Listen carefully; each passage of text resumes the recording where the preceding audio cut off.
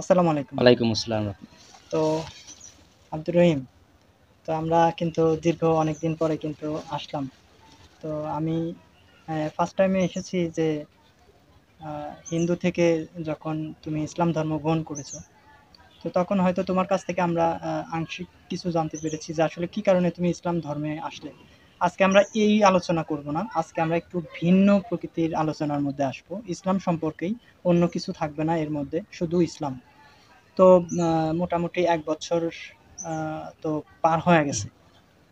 তো দীর্ঘদিন পরে আমি আসলাম যে এই এতদিনের মধ্যে আসলে ইসলাম ধর্মটা তোমার কাছে কি মনে হচ্ছে, এবং ইসলাম ধর্মে এসে তুমি কি, কি জানতে পারলে?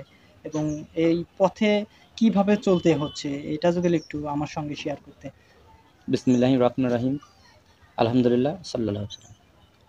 আমি যখন ধর্মস্থ হওয়ার আগে যখন আমি ওই হিন্দু ধর্ম ছিলাম, সত্যি কথা বলতে গেলে তখন দেখাচ্ছে আমার নিজের ভিতর, অন্য কাউকে উল্লেখ দিই না। তখন দেখাচ্ছে আমার একটা খুঁটি ছিল না। খুঁটিটা কেমন? আমি যে মারা যাবো, আমার যে একটা কবরে আযাব অথবা হাসরের মাঠ, কিয়ামতের মাঠ, একদিন কিয়ামত হবে, জান্নাত জাহান্নাম। তারপরে বিষয়গুলো দেখাচ্ছে আপনার পুলসিরাত, মিজানের পাল্লা বাড়ি। তো একটা মুসলমানের মুমিন বান্দা হওয়া উচিত। আর এই যেগুলো আপনাকে আমি বললাম, যেগুলো হচ্ছে গায়বীর খবর, অদৃশ্য, যেগুলো মুসলমান বিশ্বাস করে। এগুলো বিভিন্ন দেখাচ্ছে হিন্দু থাকতে আমি বিশ্বাস করেছি। কিন্তু আসলেই আমি ১০০% ৯০% বিশ্বাস এতটা হয় নাই। হুম, যেকোনো গুনাহ কাজে কন, ভালো কাজে কন, আমার এতটা দেখাচ্ছে ভিতরে ভয় কাজ করে নাই যে আমার মরার পরে কবরে দেখাচ্ছে আমাকে নতুন করে জীবন দেওয়া হবে। তখন দেখাচ্ছে যে আমার হলো এরকম আযাব হবে। কবরে যেরকম আযাব আছে। আসলে এরকম আমি হিন্দু থাকতে সত্যি কথা বলতে আমার এরকম ভিতরে ছিল না। আর এর বেশিরভাগ দেখাচ্ছে আমার নিজের যারা ফ্যামিলি আছে, আমার বোনের আছে, মায়ের আছে, নানির আছে, দাদির আছে। তারাও দেখাচ্ছে আমি যেরকম হিন্দু থাকতে যেরকম বিশ্বাস সেরকম করিনি গো, এরকম ওরা অত বিশ্বাস করে না।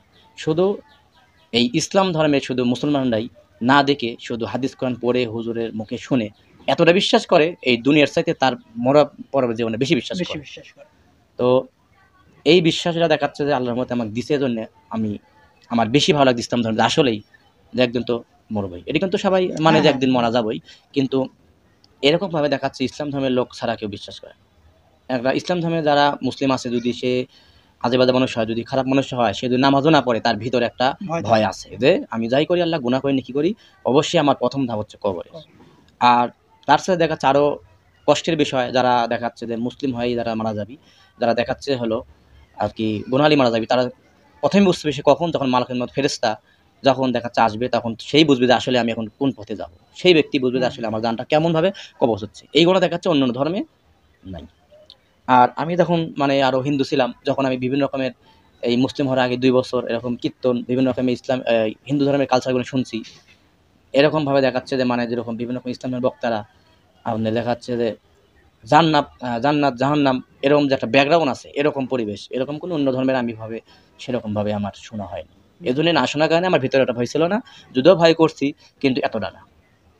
আর আরেকটা বিশেষ কথা দেখাচ্ছে, সত্যি কথা বলতে গেলে দেখাচ্ছে আমি যত মূর্তিক সেজদা দিছি কম বেশি, নামাজ পড়ে যে আমি শান্তি পাই, এটা যে মুসলিম নামাজ পড়ে না হুম, সেও হুম, বুঝবে না, আর যে অন্য ধর্মের মানুষ আছে সেও এটা বুঝবে না। সে মনে করবে আমার ধর্মই সঠিক। হুম, হুম, ঠিক আছে, যার ধর্ম তার তার কাজ। হুম, কিন্তু আমি মনে করি ইসলাম ধর্মে দেখাচ্ছে শুধু শান্তি না, এর চেয়ে বেশি শান্তি আছে যদি আমরা ইসলাম ধর্মে ঠিক মতো ইসলাম ধর্ম পালন করি। হুম, এখন আমি যদি কোনো মুসলিম হওয়ার পর যদি আমি গুনাহ লিপ্ত থাকি, যদি আমি সুদ ঘুষ খাই, সে তার ব্যক্তিগত ব্যাপার। হুম, এজন্য দেখা যাচ্ছে ইসলাম ধর্মে কোনো কলঙ্কই নাই। হুম, সে তার নিজের কবর নষ্ট করতেছে। হ্যাঁ, ঠিক আছে। আর সবচেয়ে বড় কথা হলো কি, দুনিয়ার দেখাচ্ছে আমি যতই সুন্দর ঘরবাড়ি, যেখানে বসে আমার বাড়ি, যত সুন্দর বাড়ি-ঘরই করি, মারা তো একদিন যাবোই। আর এখানে যদি সবাই পৃথিবীর সব মানুষ যদি বিশ্বাস করতো যে আসলে প্রকৃতভাবে ইসলাম ধর্মে যেরকম কবরের একটা আযাব, যেরকম একটা ভয়ংকর পরিবেশ, যদি সে পরীক্ষা ফেল করে আল্লাহর কাছে, তাহলে দেখাচ্ছে যে সে এরকম বিশ্বাস করলে আমার একটা বিশ্বাস সে ইসলাম ধর্ম গ্রহণ করবে। যদি ইসলাম ধর্মের মানুষের মতো যদি বিশ্বাস করতো।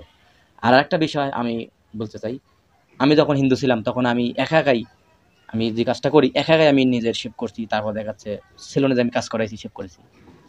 তো তখন দেখাচ্ছে যে হলো এই দাড়ি মর্ম আমি বুঝিনি। এই দাড়ি দেখাচ্ছে যে হলো একটা নবীর সুন্নত।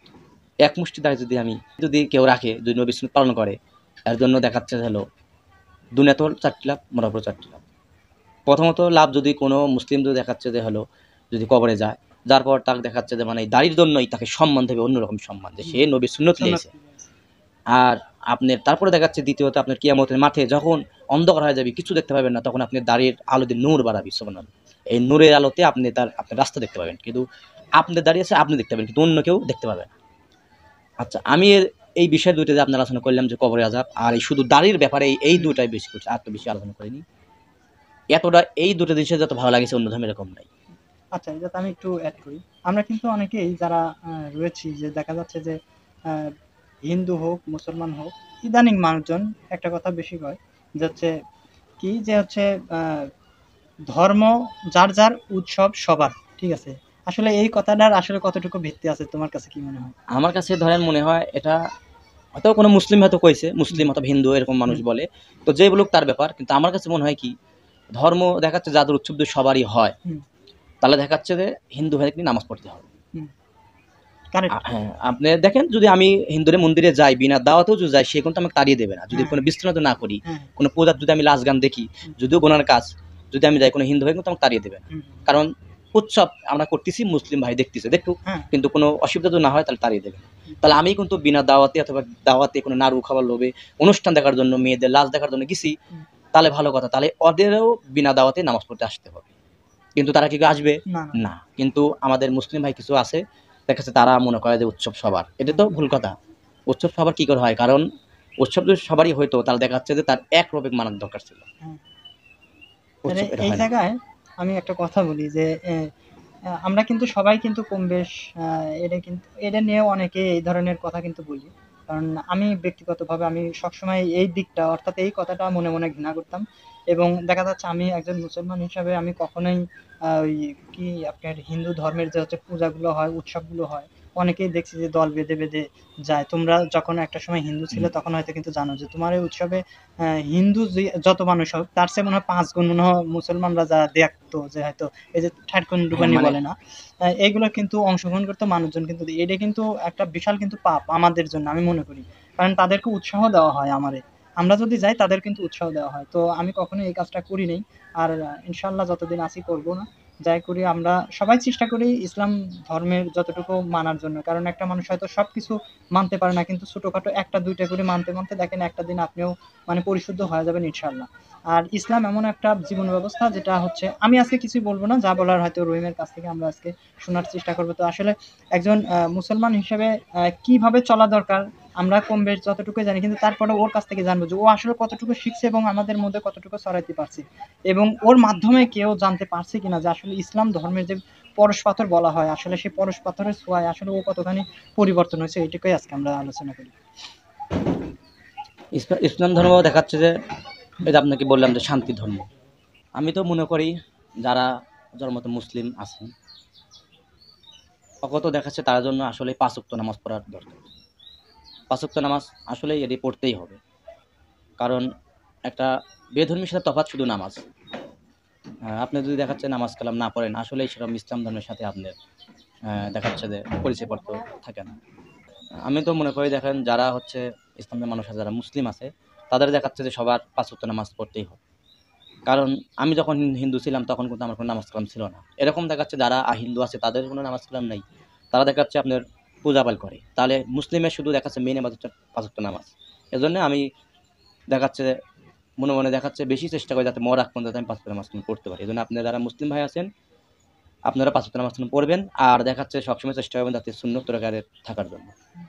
আচ্ছা, যে হিন্দু ধর্ম অর্থাৎ সনাতন ধর্মে তুমি আগে কিভাবে চলাফেরা করতে এবং সেই ধর্মে কিভাবে ইবাদত করতে এইগুলো?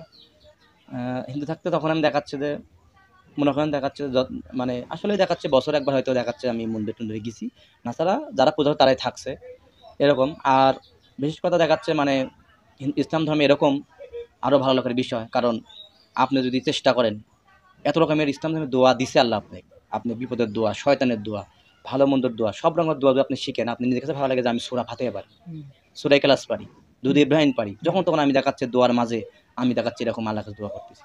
এরকম দেখাচ্ছে যে আমি যত মন্দিরে হিন্দু থাকতে গেছি, আমি হিন্দুদের সেরকম বলতে গেলে দোয়া নাই। কারণ যদিও থাকে এরকম দোয়া হবে না কোনোদিন। যেরকম আপনার হচ্ছে সূরা ইখলাস, এখানে শুধু আল্লাহর পরিচয়। হুম। আল্লাহর কোনো শরীক নেই, মাবুদ নেই, আল্লাহ অদ্বিতীয়, আল্লাহ কাউকে জন্ম দেয়নি। এই যে দেখাচ্ছে আমি একটা আরবি দিয়ে যখন আমি হচ্ছে সূরা এগুলো পড়লাম, হ্যাঁ। যখন বাংলা বুঝলাম, তো বুঝলাম যে আমি এইভাবে আমি হুম, আরবিটা কতটা করি। এরকম দেখাচ্ছে আরো বিশেষ কথা দেখাচ্ছে হলো কোনো পবিত্র কাজ করবেন, তখন দেখবেন আপনার কোনো পবিত্র বলতে গেলে গোসল নেই। গোসলের ফরজটা কি? অথবা দেখাচ্ছে যে আপনার হলো অজুটা, এটাও কিন্তু নাই। হিন্দু ধর্মে। হিন্দু ধর্মে কিন্তু নাই। আর যখন আপনি ইসলামের মানুষ হবেন, তখন দেখাচ্ছে আপনার হলো ফরজ গোসল কন, সুন্নত তরকারি গোসল কন, তারপর দেখাচ্ছে আপনার হলো ফরজ যেগুলো আছে, তারপরে বিভিন্ন রকমের দোয়া, এইগুলো দেখাচ্ছে ইসলাম ধর্মে আছে। এইগুলো যত রকমের আপনার আল্লাহ হাদিস কোরআনে দিছে, সব শুধু পাবেন ইসলাম ধর্মে, এগুলো কিন্তু আপনি অন্য ধর্মে পাবেন না। হুম, আবার আপনি যদি কোনো হচ্ছে ভালো একটা কাজে যান, আপনি এইগুলো মন করলে ব্যবহার করতে পারেন। কিন্তু দেখেন, আমি যখন হিন্দু ছিলাম, কারো কথা বলছি, আমি নিজে করছি, যখন হিন্দু ছিলাম তখন বলতে গেলে ঠিক মতন গোসলই ছিল না কো। সুন্দর একটা খালি উপরে আমি জিন্সের প্যান্ট শার্ট চুলের কাটিং দেওয়ার পর দাড়ি হুম, স্টাইল দেওয়ার খুব পর ফ্যাশনে ছিল। ফ্যাশনে গেছি, কিন্তু কোনো এরকম হিন্দু ধর্মেও স্মৃতি ছিল না। হুম, আর এখন দেখেন আল্লাহর কি কাজ, দেখাচ্ছে আল্লাহ আমার কোন জাতি লিয়েছে, আল্লাহ শুকর জানাই এটাই যে আমি দেখাচ্ছে যে আগে শেভ করছি, দাড়ি রাখছি, এখন চুলের কাটিং দাও দেখেন সেরকম নাই। আর একটা সুন্নত একটা ড্রেস আছে, দেখলে তাই বোঝা সে হলো মুসলিম। মুসলিম। আর সবার সামনে পড়তেও ভালো লাগে, নিজের জন্য ভালো লাগে। এগুলো দেখাচ্ছে আসলে হিন্দু থাকতে আমার এরকম জীবন ছিল না। শুধু ইসলাম ধর্ম গ্রহণ করার কারণে আল্লাহর রহমতে এই আমার এই পরিবেশটা তো চেঞ্জ। আলহামদুলিল্লাহ আমরা বুঝতে পেরেছি যে এই একটা বছরে ওর ভিতরে যতটুকু পরিবর্তন এসেছে ইসলামে, এটুকু আলহামদুলিল্লাহ তাতেই বোঝা যাচ্ছে যে ও এখন একজন পরিপূর্ণ মুসলমান হিসেবে যেভাবে জীবন ব্যবস্থা নিয়ে কিন্তু চলতে হয় ও সেইটুকু চলার চেষ্টা করছে। আর ও যে নিয়ম কানুন মেনে আছে অবশ্যই ওর ভিতরে সেগুলো আছে।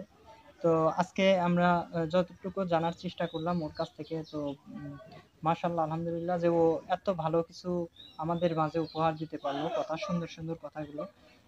আপনারা বেশি বেশি কমেন্টস করবেন এবং শেয়ার করবেন, যাতে এখান থেকে আপনার আব্দুর রহিমের কাছ থেকে একজন মুসলমান থেকে যাতে একজন হিন্দু বা একজন মুসলমান যেন শিক্ষা অর্জন করতে পারে, অনেক কিছু জানতে পারে। আপনারা যদি একটা কমেন্টস করেন বা একটা শেয়ার করেন, এইভাবে কিন্তু ধীরে ধীরে অনেকেই কিন্তু জানতে পারবে, তার ধর্ম সম্পর্কে জানতে পারবে। তো আজকে এটুকুই আমাদের। অন্যদিন যদি পারি, সময় যদি পাই, আবারও হয়তো কথা হবে। তো খোদা হাফেজ।